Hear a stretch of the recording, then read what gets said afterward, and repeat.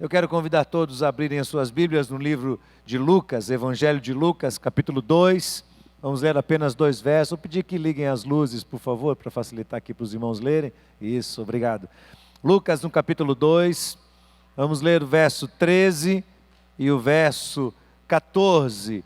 Vamos falar sobre 2 aspectos muito interessantes da vinda de Jesus ao mundo, 2 efeitos da vinda de Cristo Jesus ao mundo, portanto, do Natal, sobre toda a humanidade.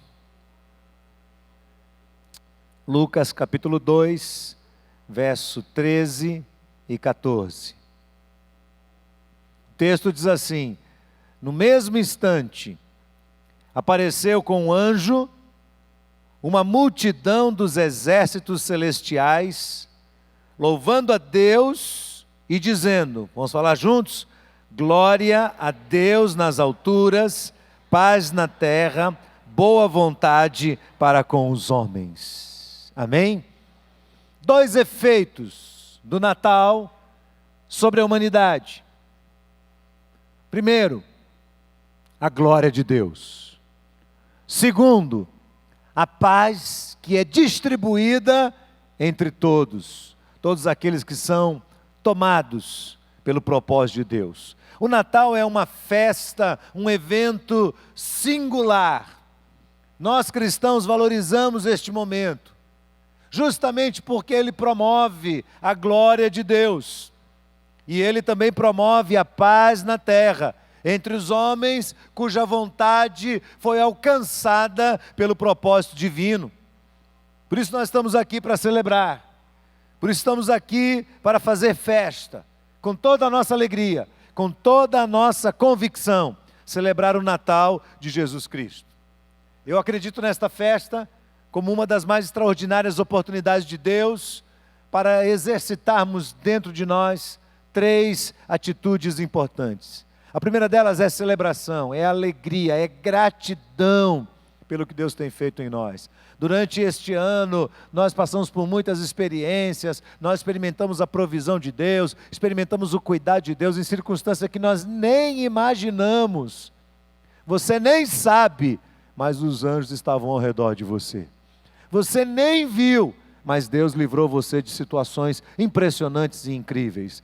Então, nós não agradecemos só pelo que vemos, agradecemos pelo que também não vemos e, sobretudo, celebramos a vinda do Senhor Jesus a este mundo. Segundo, é um momento de confraternização, é um momento de exaltação da fraternidade, é um momento de reconhecimento que nós não somos diferentes, que somos iguais, que Deus não escolhe pessoas específicas, Deus não ama mais uns do que outros. Ao contrário, todos nós somos igualados na presença do Deus Todo-Poderoso, do Criador de todas as coisas. E podemos experimentar nesses dias de paz entre nós, dias em que exaltamos a fraternidade, dia em que nos utilizamos da solidariedade, da benignidade para expressar aquilo que está dentro de nós e que foi infundido pela graça de Cristo Jesus, pelo favor imerecido de Cristo Jesus para com cada um de nós. Terceiro, também um momento de reflexão. A reflexão de que os tempos estão passando. A reflexão de que cada profecia bíblica está se cumprindo. Algumas já se cumpriram no passado, outras estão se cumprindo. Outras ainda serão cumpridas, mas este é o momento de parar para pensar sobre isso. Nós olhamos para a vinda de Cristo ao mundo e pensamos quantas vezes isso foi predito, profetizado por profetas do Antigo Testamento. Olhamos para a sua vida e ministério e lembramos que os profetas falaram sobre isso. Olhamos para a sua morte e a sua ressurreição e lembramos também que foram profecias do Antigo Testamento. Outras ainda estão por vir. A segunda vinda de Cristo a este mundo, o arrebatamento da igreja, o juízo final, novos céus, nova terra, a eternidade, quer seja na salvação ou na perdição. Estas coisas ainda estão por vir. Me preocupa, irmãos, esta gama muito grande de evangélicos que estão falando que o Natal não deve ser comemorado. Isso me inquieta, me preocupa, porque eu creio que quem fala sobre isso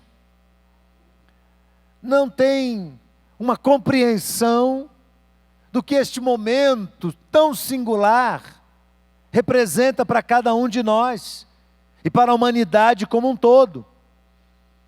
Esta semana eu estava lendo uma mensagem do pastor Exaltino Coelho, mensagem onde ele defende a importância da celebração do Natal, e diante dos crentes estranhos, cristãos estranhos que combatem o Natal, ele defende: o cristianismo e a Bíblia expressam verdades de Deus na cultura do povo e não numa cultura angelical.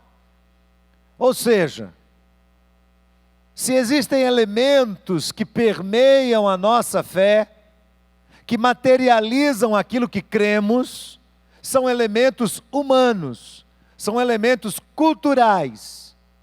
Não são os anjos que estão aqui dizendo para nós o que devemos ou o que não devemos fazer. Nós adentramos uma cultura e vivemos no meio dela. Note os exemplos. Por exemplo, as pessoas dizem: não devemos comemorar o Natal, porque o Natal é uma festa pagã, que é a festa do culto ao sol.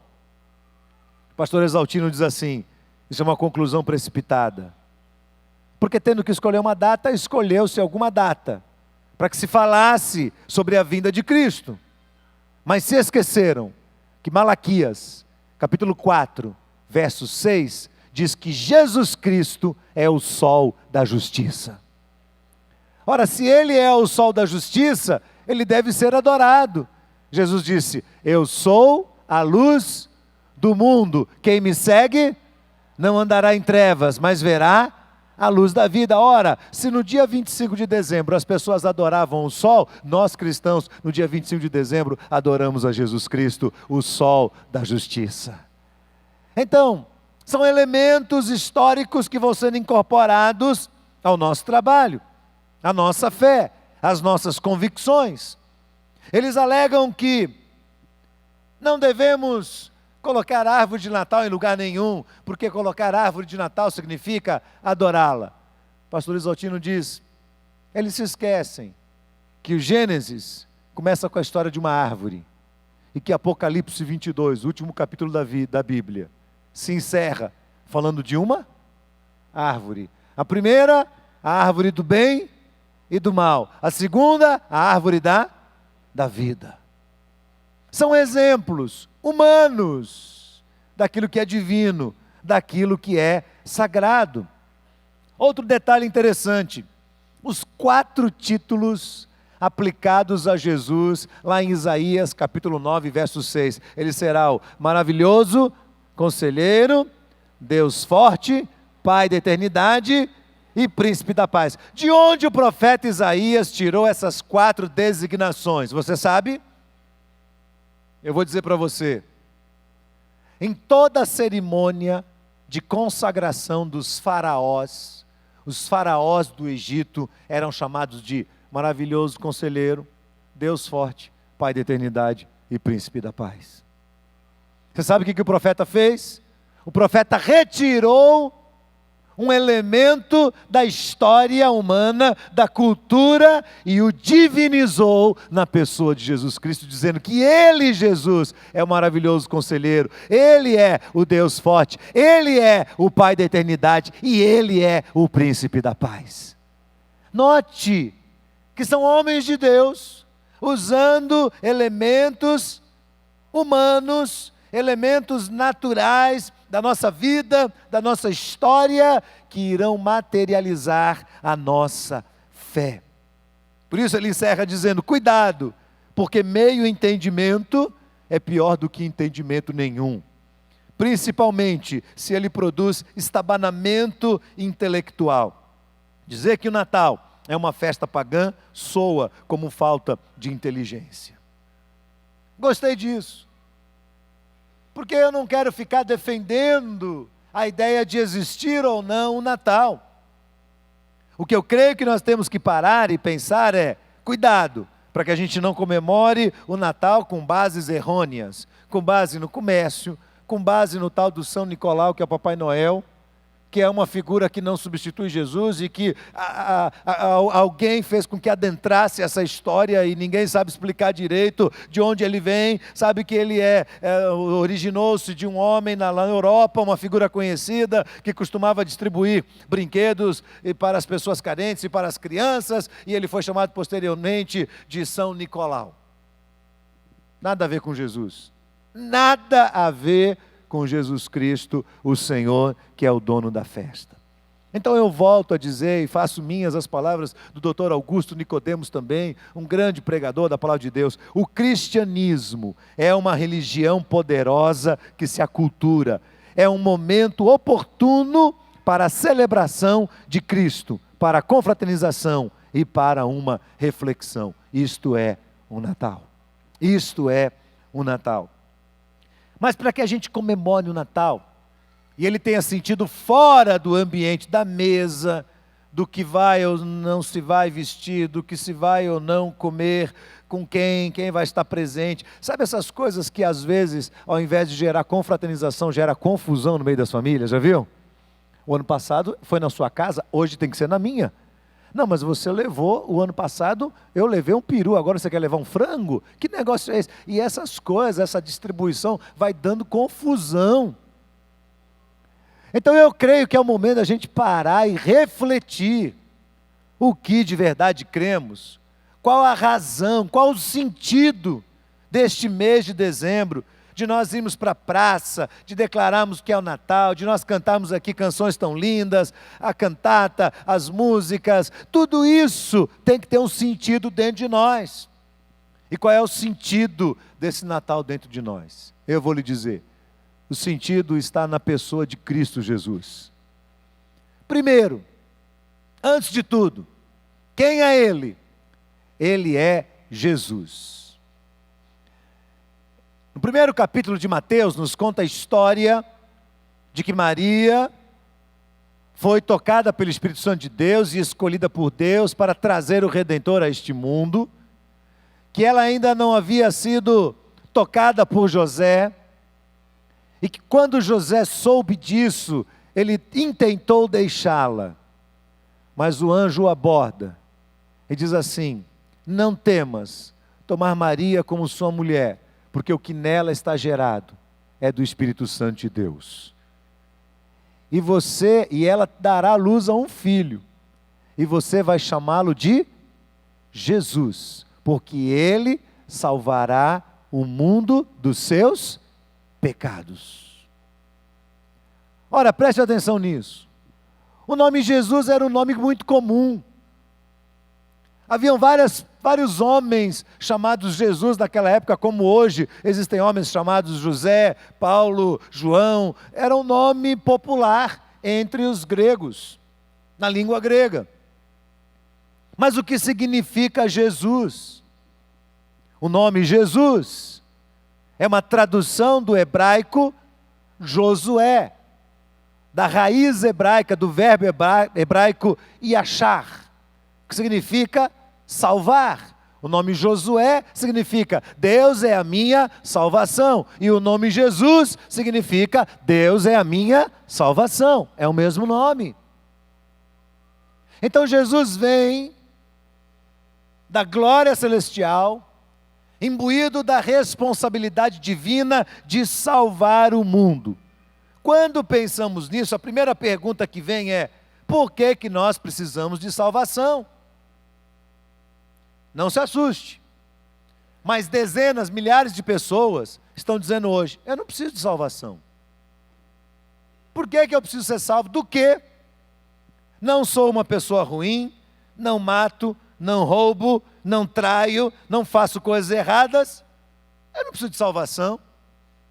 Eu não preciso de nada. Por que eu tenho que ser salvo? Ontem nós tivemos aqui os batismos, uma festa muito especial, com 61 irmãos que foram batizados. E neste momento tão singular, no final do culto, eu fui procurado por uma senhora, e ela mora aqui próximo, veio aqui já algumas vezes, e ela disse: olha, pastor, eu queria qualquer dia conversar com o senhor. Eu sou uma pessoa que eu já li muito, eu já li muita literatura, eu já li muito sobre política, eu já fui militante do comunismo. O senhor não tem ideia das experiências de vida que eu já tive. Eu sou muito curiosa, muito estudiosa, e leio muito, leio tudo que o senhor pode imaginar sobre religiões, sobre a humanidade, enfim, o que for área de conhecimento, eu estou lendo. E eu vou lhe confessar uma coisa: eu olho para essa igreja, eu gosto dessa igreja, eu gosto de vocês, eu acho tudo aqui muito bonito, mas eu dentro de mim ainda não consigo entender muito bem essa questão da salvação. Esse aspecto da fé ainda é confuso para mim, eu ainda preciso entendê-lo melhor. Como ela, muitas pessoas acham que não precisam da salvação, ou que a salvação talvez não seja um assunto tão relevante, tão importante, tão necessário à sua vida. Mas salvação é sim um assunto necessário, de suma importância, tão importante, que Deus envia Jesus a este mundo para que Ele possa salvar os homens dos seus pecados. O pecado não é só aquilo que nós não devemos fazer. Eu fiz algo que não devia, então cometi pecado. Porque a abrangência do pecado transcende o aspecto ético e moral. O pecado para Deus não está ligado só a fazer coisas erradas, mas a um sentimento, a um estado da alma humana. Porque se eu pensar só na questão da ética e da moralidade, então eu vou lidar com duas questões: com aquilo que primeiro eu faço e não deveria fazer, e segundo, eu vou ter que arcar também com a responsabilidade daquilo que eu deveria fazer, mas não fiz. E a Bíblia torna esses dois iguais em termos de responsabilidade diante de Deus. Tanto é ruim aquilo que eu faço e não deveria, como é ruim deixar de fazer aquilo que eu deveria fazer. Mas a história do pecado ainda é muito pior, porque se reporta a um estado da alma humana. E a Bíblia diz que quando Deus introduziu o homem a este mundo, Deus o introduziu com uma capacidade extraordinária que vem de Deus, que é uma qualidade de Deus, de discernir todas as coisas, de entender com clareza o que é certo e o que é errado, o bem e o mal, e aprender a fazer esse juízo, e a partir do juízo tomar decisões. Então Deus não criou robôs, Deus não criou pessoas alienadas, pessoas que fizessem apenas aquilo que Ele programa as pessoas para fazer. Não, Deus se arriscou a dar ao ser humano uma inteligência e uma capacidade de discernir o que é bom e o que é ruim, o que é certo e o que é errado. E quando Deus fez isso com o homem, Ele deu essa liberdade, o homem prefigurado na pessoa de Adão, o primeiro ser criado, optou por desobedecer a Deus e violar a lei de Deus, violar o propósito de Deus. E Paulo esclarece na carta aos Romanos, que assim como por um só homem entrou o pecado no mundo, e pelo pecado a morte, assim também a morte passou a todos os homens, porquanto todos pecaram. Ele diz: não há justo, nenhum sequer, todos se extraviaram, todos se fizeram inúteis, todos estão destituídos do quê? Da glória de Deus. Isso é muito sério. Isso implica dizer que por melhor que seja uma pessoa sobre a face da terra, ela está perdida. Só existe uma chance e uma oportunidade de uma pessoa ser salva. Esta pessoa que pode salvá-la é Jesus Cristo. Mais ninguém, mais nada. Não existe religião, não existe filosofia de vida, não existe bom procedimento, não existe absolutamente nada que possa salvar o homem dos seus pecados. Mas Jesus veio com esta missão. Ele veio da parte de Deus para resgatar a humanidade e para nos livrar daquilo que poderia nos privar de viver para sempre na presença de Deus. Por isso ele é chamado de Jesus, o Salvador, aquele que veio para nos redimir de todos os nossos pecados. C.S. Lewis, um grande escritor que todos aqui conhecem, escreveu que na definição de Jesus existem muitos equívocos, muitos erros, quando as pessoas falam sobre Cristo. Costuma-se dizer que, ele não precisa ser necessariamente Deus, ele não precisa ser necessariamente o Filho de Deus, o Salvador do mundo, ele deve ser apenas um bom homem, um bom líder, ele deve ser um espírito iluminado, ele deve ser um bom mestre, ele deve ser um bom exemplo de moralidade, essas coisas, mas não Filho de Deus. Aí C.S. Lewis diz assim: só existem 3 possibilidades sobre Jesus. Ou ele era um mentiroso, ou um lunático, ou ele era de fato o Filho de Deus. Por quê? Se ele não foi quem ele disse ser, então ele é um mentiroso. E se ele achava que era aquilo que ele não era, então ele é um lunático. Então não há meio termo. Ou ele é, ou não é o Filho de Deus. Ou ele é, ou ele não é o Salvador da história humana. Então aqueles que dizem que Jesus é um bom exemplo, um bom mestre, um espírito iluminado, e esses adjetivos todos, mas que ele não é necessariamente o Filho de Deus, se enganam. Porque se ele é todas essas coisas, como foi que ele disse que era Filho de Deus? E se ele não é Filho de Deus, por que ele disse que era? Então ele não é um bom mestre.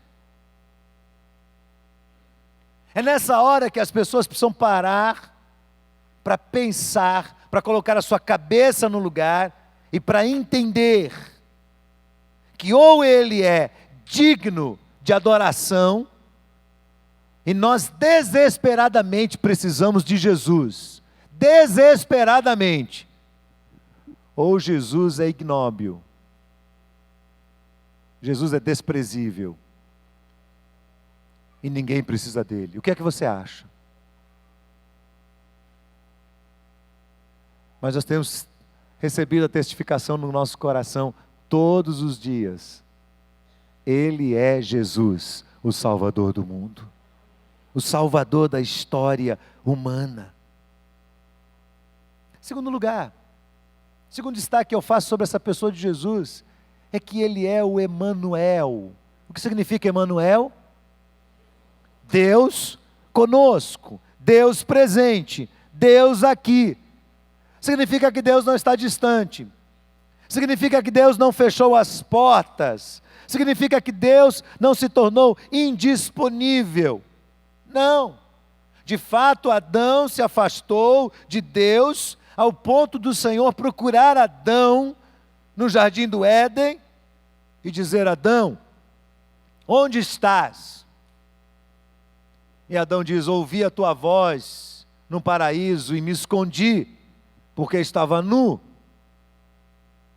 E o Senhor diz: como é que você sabe que você estava nu?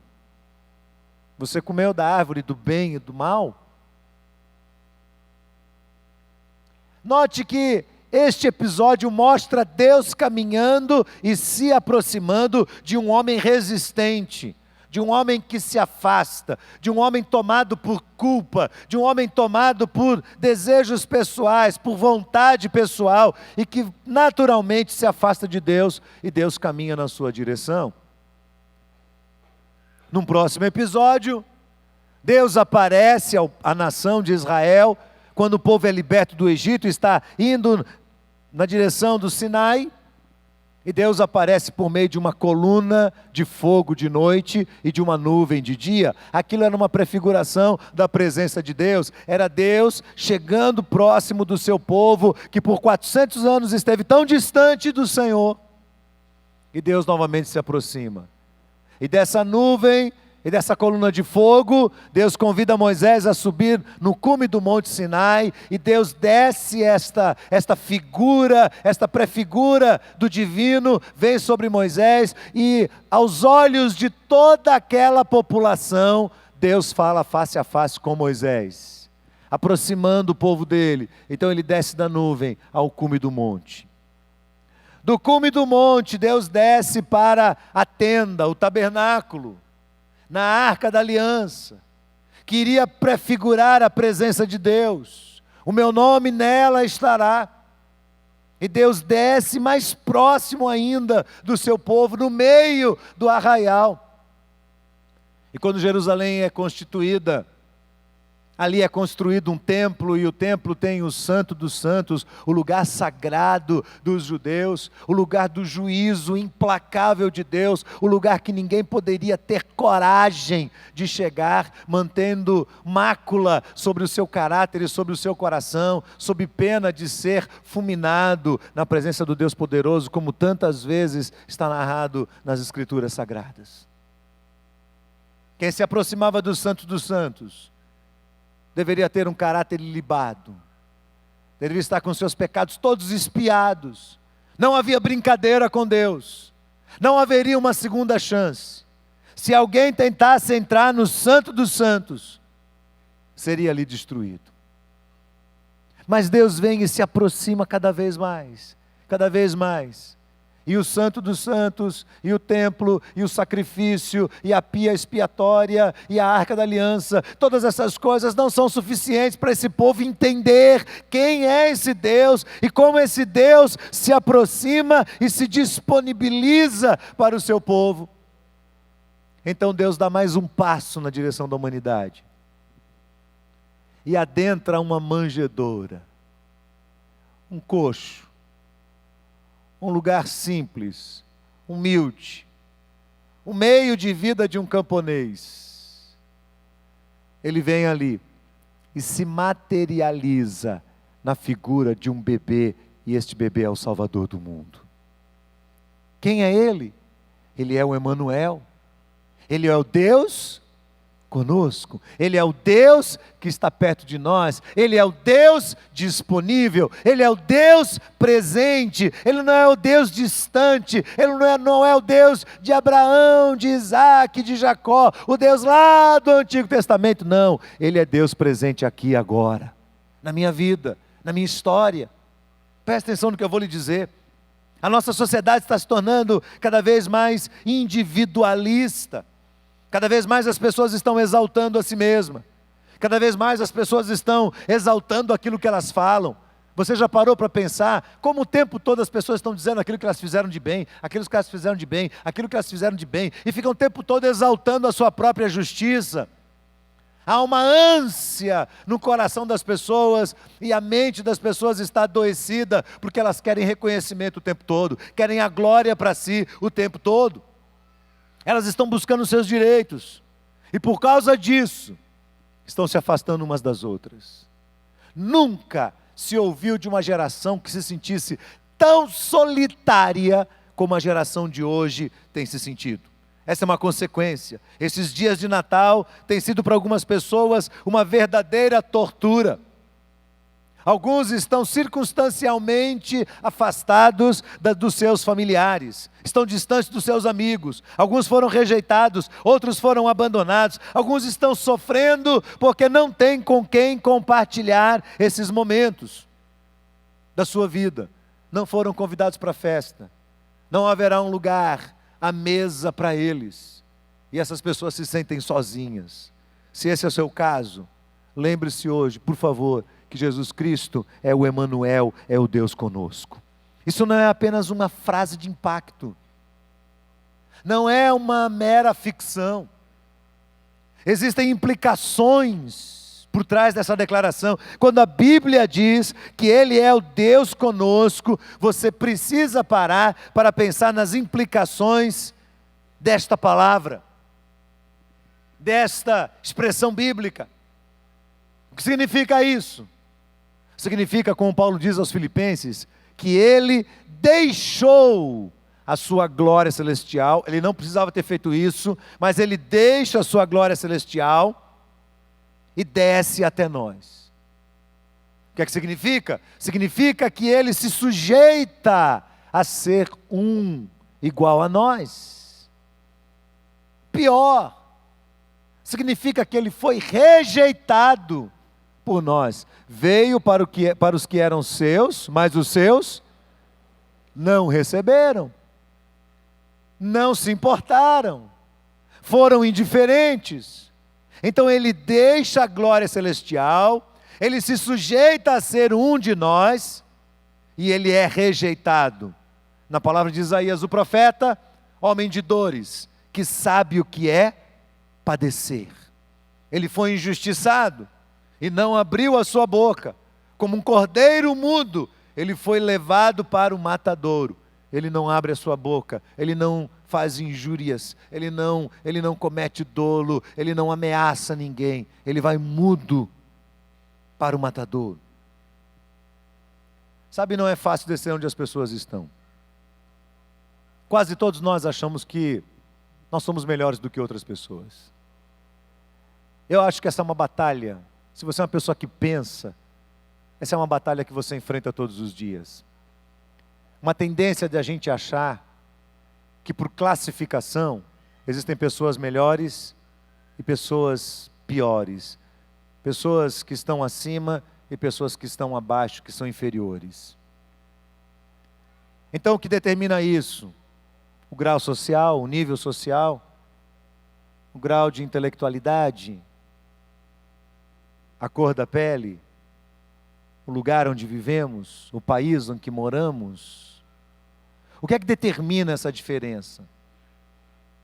O nível profissional, a graduação de um, a falta de graduação do outro, a alfabetização desse e o analfabetismo daquele?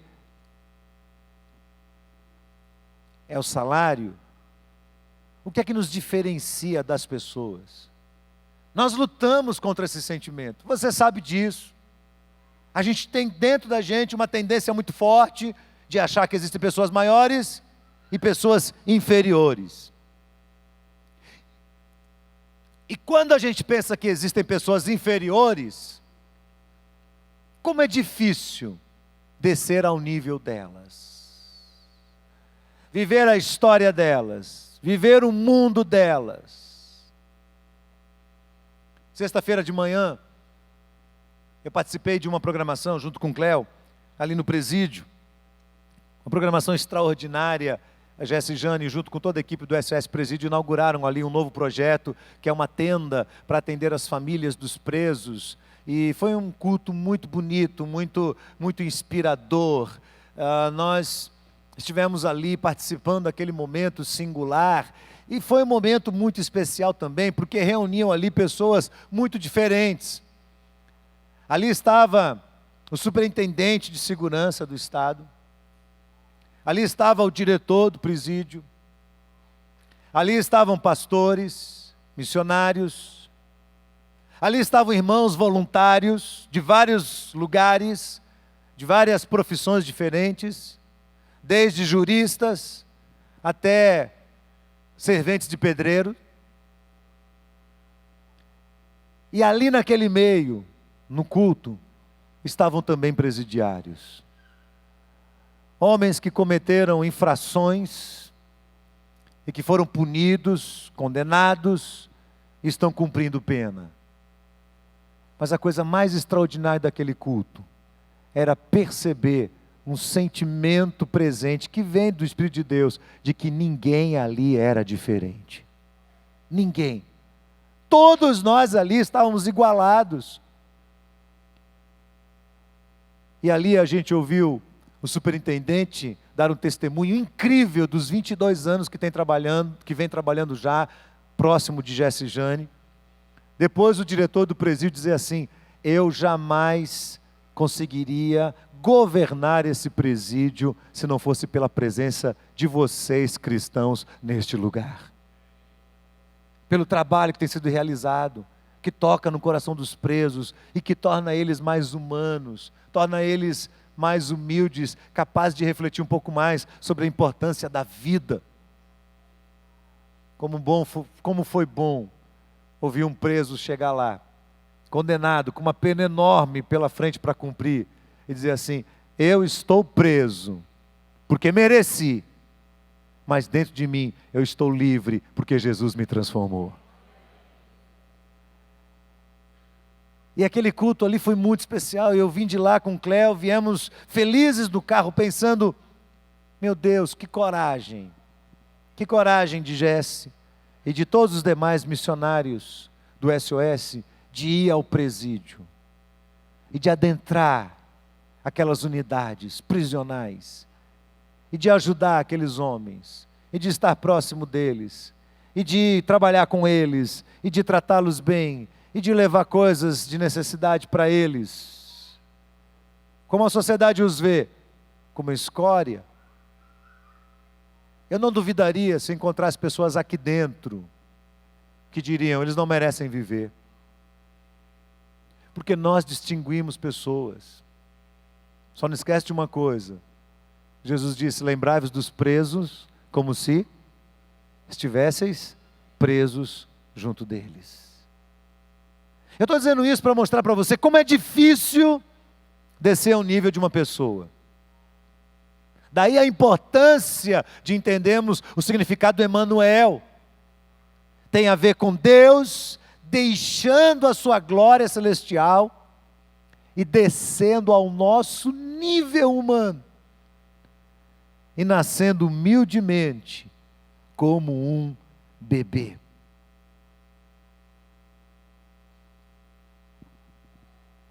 E ele vem para buscar quem nem sequer quer ser buscado.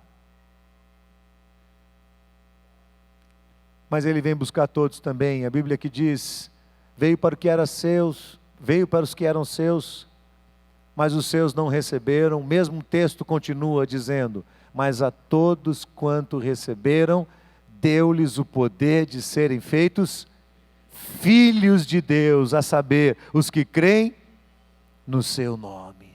Então deixe-me dizer uma coisa para você: Jesus não é uma pessoa qualquer, Ele é Deus. E Ele não é o Deus lá do céu distante, não, Ele é o Deus presente.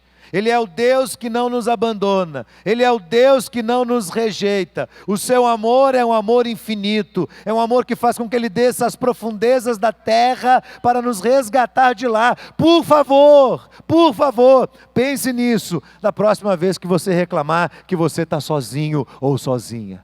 Pense nisso da próxima vez que você reclamar que você foi abandonado, que você foi injustiçado, que não agradeceram você, que excluíram você da roda, que excluíram você da mesa. Qualquer pessoa pode esquecer você. Deus sempre estará próximo de você. Ele é o Emanuel, Ele é o Deus conosco.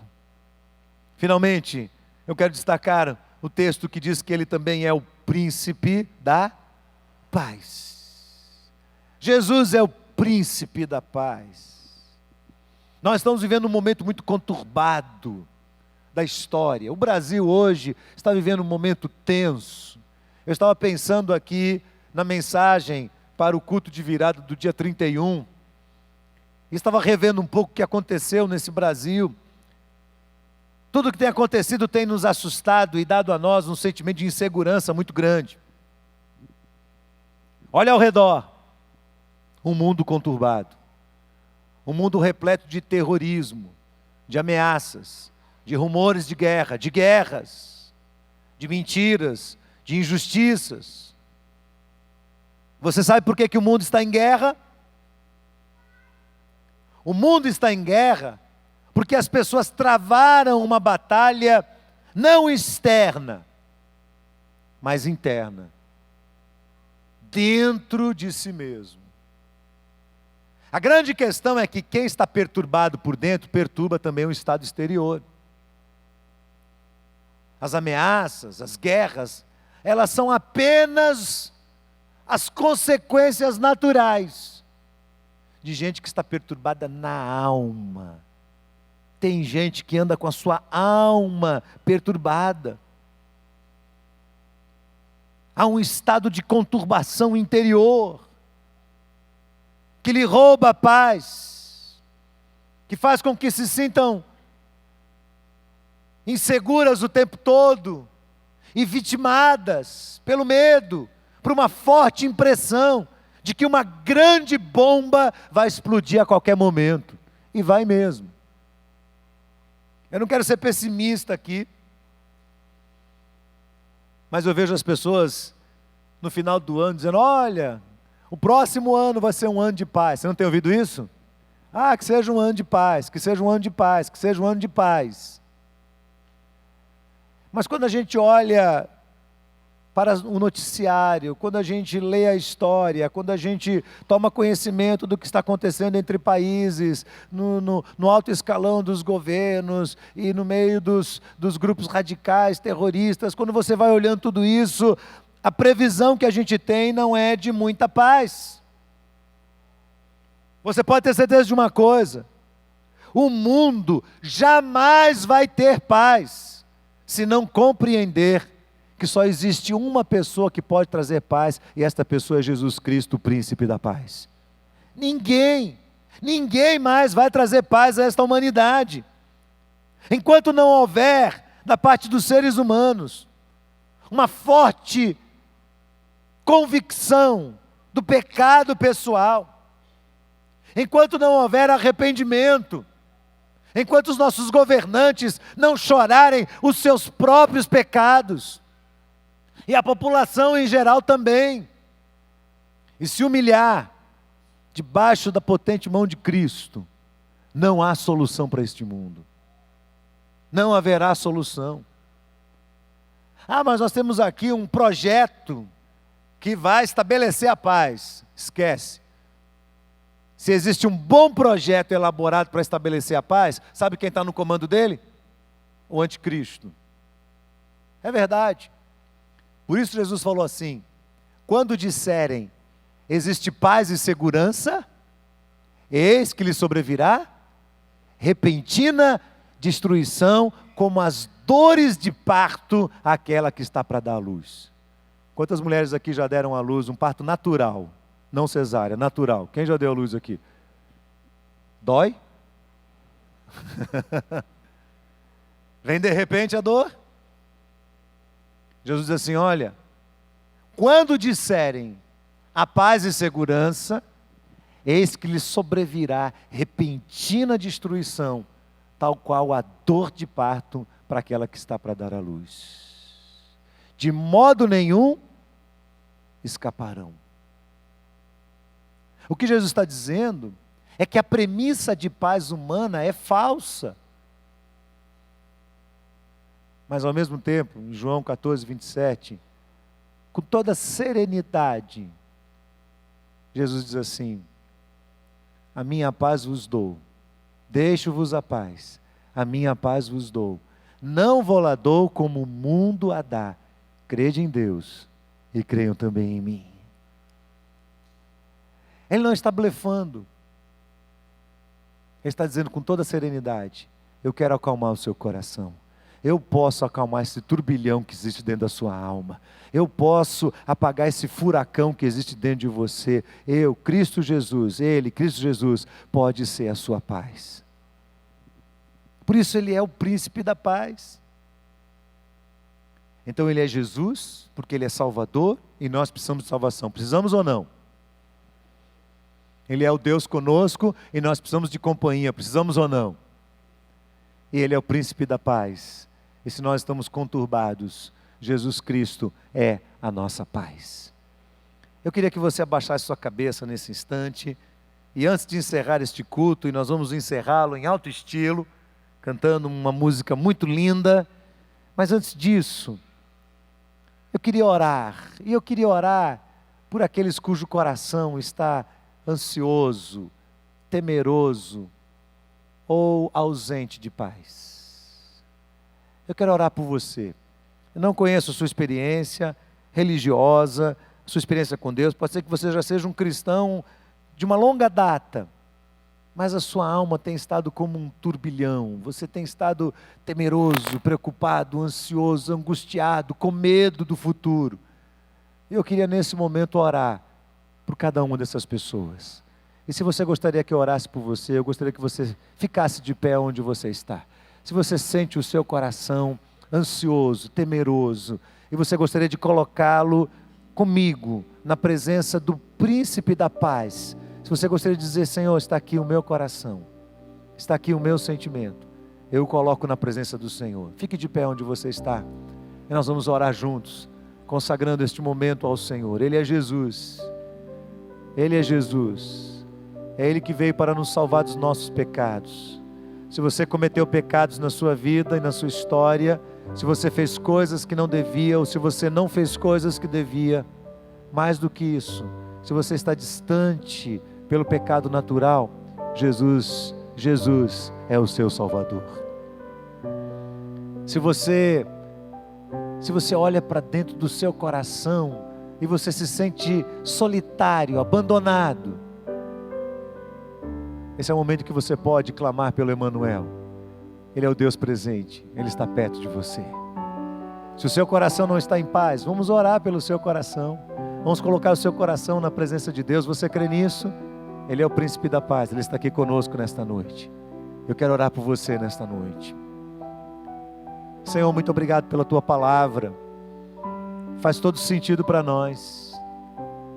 O Natal não tem a ver nada com esse comércio, com as festas, com a comida. O Natal tem a ver com a figura de Jesus Cristo, exaltado sobre todas as coisas, Rei dos reis, profeta, sacerdote, rei, Senhor absoluto de tudo e de todos. Senhor, nós te exaltamos nesta noite, pelas qualidades que o Senhor tem. O Senhor é o nosso Salvador, e nós te bendizemos por isso. E se há alguém aqui hoje que necessita de salvação, que esta pessoa recorra ao Senhor e possa sair daqui com uma convicção de que encontrou a salvação em Jesus. Se há alguém aqui se sentindo distante, isolado, rejeitado, sozinho, traga a memória de cada um. Tu és o Emanuel, o Deus presente, o Deus que não nos abandona. Então, se houver festa ou não houver festa, se houver companhia ou não houver companhia, se houver condição financeira ou dificuldade, não importa, o Senhor sempre estará conosco e a Tua presença dá sentido à nossa vida. Eu oro ao Senhor por todos aqueles que estão de pé, clamando por paz interior, por paz dentro da sua alma. Ó Deus, o Senhor sabe quantos estão com sua vida conturbada por dentro, precisando de um alívio da parte do Senhor. Ajuda-os a compreenderem neste momento, Jesus Cristo é o príncipe da paz. Ele pode trazer paz a cada coração. O Senhor prometeu: deixo-vos a paz, a minha paz vos dou. Não é uma paz passageira como a do mundo, não é a ausência de guerras ou de dificuldades, é a paz bendita que excede todo entendimento e que pode guardar o nosso coração e os nossos sentimentos através de Cristo Jesus. Então eu peço ao Senhor, que o Senhor traga paz ao coração de cada pessoa aqui nesta noite, Senhor, ajudando cada um a perceber, a vislumbrar a presença do Messias poderoso, vindo de Deus, que pode preencher os nossos corações com a sua paz bendita.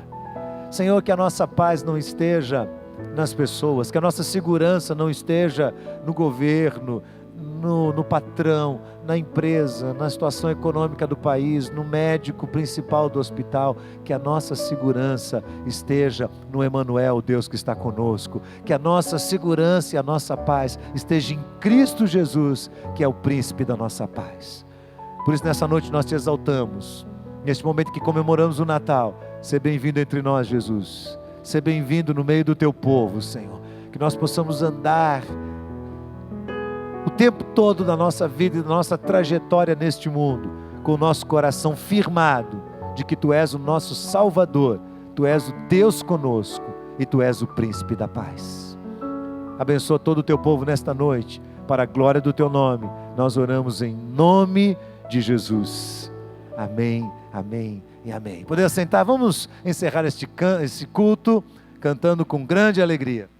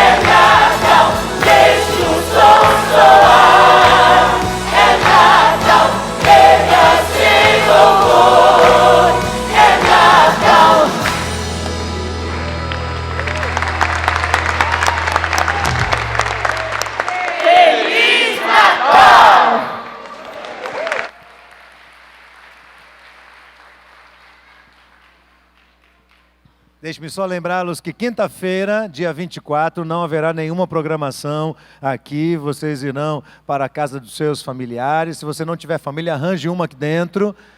Você vai conseguir, pode ter certeza disso. Mas vamos ter um tempo essa semana de confraternização nas casas, celebrando a Jesus Cristo. Deus abençoe a todos. Um Feliz Natal, em nome de Jesus.